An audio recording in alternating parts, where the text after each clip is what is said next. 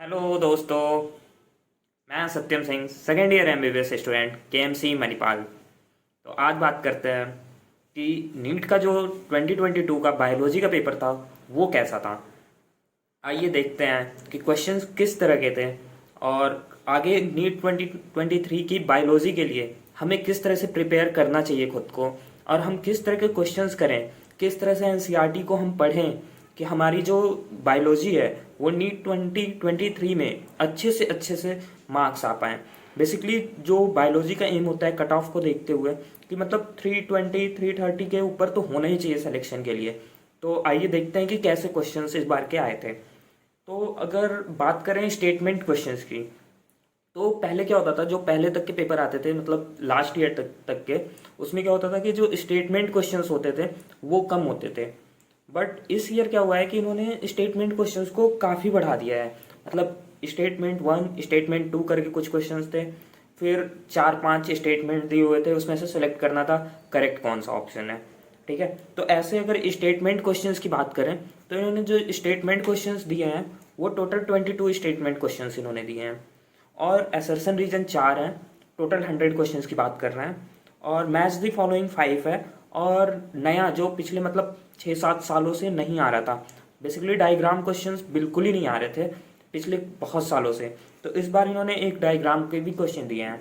मतलब अब ये साफ हो गया है कि आपको डायग्राम भी अच्छे से करना पड़ेगा। अभी क्या होता था, जैसे लास्ट ईयर तक हम जब मतलब हम लोगों ने दिया था नीट 2020 में, तो हम लोगों ने क्या किया था कि हम लोगों ने छोड़ दिया था।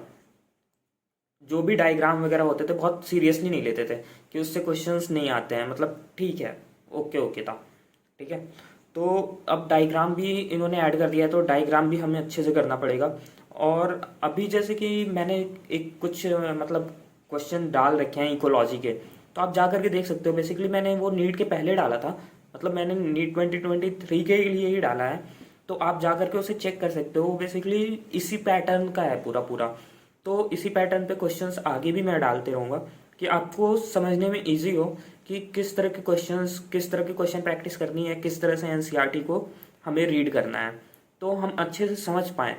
और यहाँ पे अब सबसे इम्पॉर्टेंट ये हो जाता है ना कि अब इन्होंने क्या किया कि एनसीईआरटी की रीडिंग और भी इम्पॉर्टेंट होगी, क्योंकि पहले वन लाइनर क्वेश्चंस आते थे। बेसिकली आप प्रीवियस ईयर के क्वेश्चन से कुछ आ जाते थे वन लाइनर, आपने बहुत सारे एमसीक्यू सॉल्व कर रखे हैं, तो होता ये था कि बहुत सारे अगर आपने एमसीक्यू सॉल्व कर रखे हैं तो आप इजीली सॉल्व कर ले जाते थे क्वेश्चंस को, सेम टू सेम क्वेश्चंस आ जाते थे। लेकिन स्टेटमेंट और असर्शन रीजन क्वेश्चंस आने का ये मतलब है कि अब आपको, जैसे जब आप पेपर में जाओगे, पेपर जब एग्जाम में जाओगे, तो पहले से सॉल्व किए हुए क्वेश्चंस मिलने की जो प्रोबेबिलिटी है वो कम हो गई है।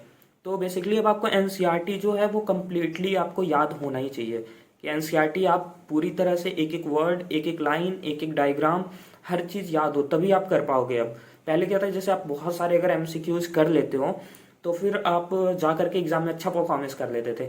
लेकिन अब ये है कि अब आपको मतलब एनसीईआरटी एकदम टिप्स पे होनी चाहिए, और एटलीस्ट 12 to 13 टाइम तो एनसीईआरटी की रीडिंग होनी ही चाहिए अब जो पेपर आ रहा है उसमें बायोलॉजी में अच्छा करने के लिए। इस बार बहुत सारे बच्चों को, जैसे कि हम मैंने कमेंट्स पढ़े थे और भी जैसे वीडियोस वगैरह देखी थी, तो उसमें बहुत सारे बच्चों को बहुत परेशानी हुई है स्टेटमेंट वाले क्वेश्चन करने में, टाइम टेकिंग था।